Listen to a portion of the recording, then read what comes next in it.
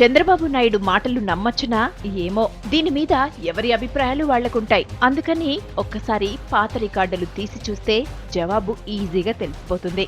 బాబును నమ్మొచ్చో లేదో పెద్దగా రీసెర్చ్ చేసి తెలుసుకోవక్కర్లేదని బాబు మాట్లాడిన డైలాగులే అసలు విషయం చెప్తాయని అర్థమవుతుంది.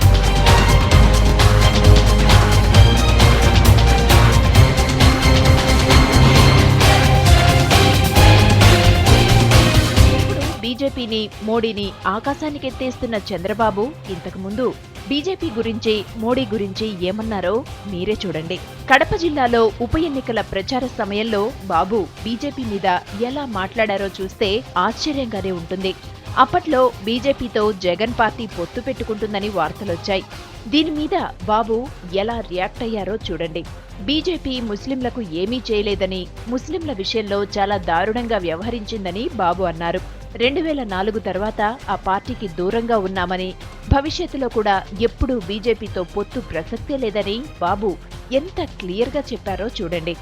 బీజేపీ సిద్ధాంతపరంగా ఎప్పుడు కూడా ముస్లింలకు ఏమీ చేయలేదు, అనేక విధాలుగా ఇబ్బంది కలిగించారు, చాలా దారుణంగా ప్రవర్తించారు. అలాంటి పార్టీతో అలయన్స్ పెట్టుకుంటా ఉండడం దౌర్భాగ్యం. ఇది మనకు అర్థమవుతుంది.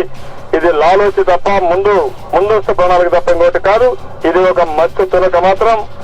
ఇలాంటివి రాష్ట్రంలో చాలా జరిగాయి, చాలా దారుణం జరిగింది. మతతత్వ పార్టీలతో కలవని 2 ఎలక్షన్లైన 2004 నుంచి 7 ఏళ్ల నుంచి దూరంగా ఉన్నాం. భవిష్యత్తులో కలిసే సమస్య లేదు. ఆ మధ్య ముస్లింలకు సంబంధించిన ఒక మీటింగులో బాబు ఓ అడుగు ముందుకేశారు. గోద్రా అల్లర్ల తర్వాత అప్పటి ఎన్డీఏ సర్కారుకు మద్దతు విత్డ్రా చేసుకుని ఉంటే బాగుండేదని, అయితే దీనికి నిరసనగానే బాలయోగి చనిపోయాక టీడీపీ తరపున స్పీకర్ను నిలబెట్టలేదని చెప్పారు. అప్పట్లో మోడీని రాజీనామా చేయాలన్న మొదటివాడిని తానేనని చెప్పుకొచ్చారు. ఎప్పటికీ బీజేపీతో కలిసే సమస్యే లేదని, ఈ మాటకు ఎప్పటికీ కట్టుబడి ఉంటామని హామీ ఇచ్చారు.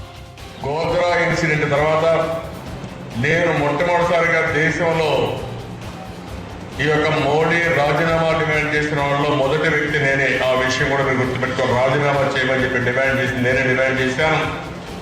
అదే మరిగా అసలు పార్లమెంట్లో కూడా చర్చ వచ్చినప్పుడు బాయ్కాట్ చేశాం. స్పీకర్గా ఉన్న బాలయోగి చనిపోతే తెలుగుదేశం పార్టీ వాళ్ళని స్పీకర్ పెట్టుకోమంటే నేను ప్రొటెస్ట్గా పెట్టుకోనని చెప్పి కూడా చేశాం. ఆ రోజు క్యాలిక్యులేషన్లో మిస్టేక్ అయింది. ఆ రోజేగా నేను సపోర్ట్గా విత్డ్రా చేసుంటే ఈ రోజు మీరందరూ కూడా తెలుగుదేశం పార్టీతో ఉండేవారు. ఆ విషయం నాకు అర్థమైంది. ఆ ఒక చిన్న తప్పు జరిగింది. నేను అందుకనే 2004 తర్వాత నేను చాలా స్పష్టంగా చెప్పి ఇంకెప్పటికీ కూడా బీజేపీతో కలిసే సమస్య. తెలుగులో చెప్తే అర్థం కాదనుకున్నారో ఏమో, బీజేపీతో ఎప్పటికీ పొత్తు పెట్టుకోబోమని ఇదే మీటింగులో ఉర్దూలో కూడా హామీ ఇచ్చారు బాబు. తెలుగుదేశం పార్టీ एक सेक्युलर जमात है, आगे भी इंशाअल्लाह रहेगी. फिरका परस्त पार्टियों से तेलुगुदेशम पार्टी हमेशा दूर रहेगी.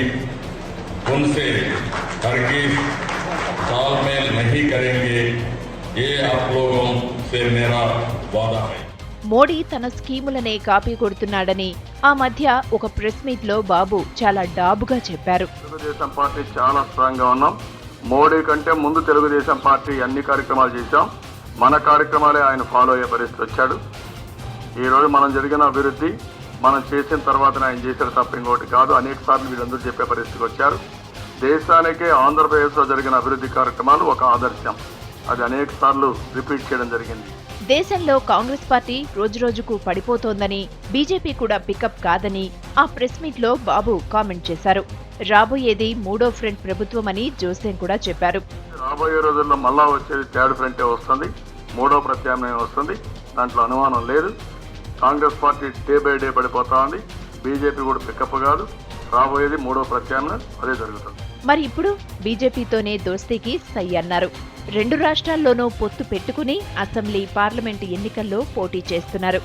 బీజేపీతో పొత్తు దేశానికి అవసరమంటున్నారు. బీజేపీతో కలిసి పోటీ చేయడం చాలా సంతోషం కలిగిస్తుందంటున్నారు బాబు.